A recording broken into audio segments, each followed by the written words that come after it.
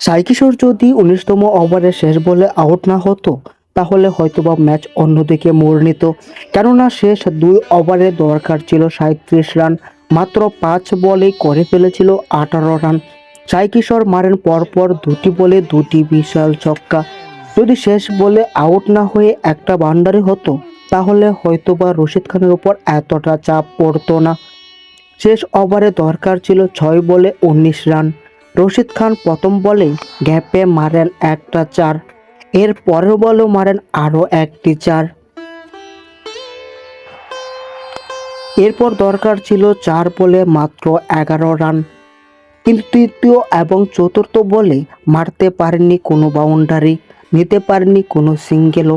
শেষ ২ বলে দরকার ছিল ১১ রান। পঞ্চম বলে মারলেন উড়িয়ে বিশাল একটা ছক্কা।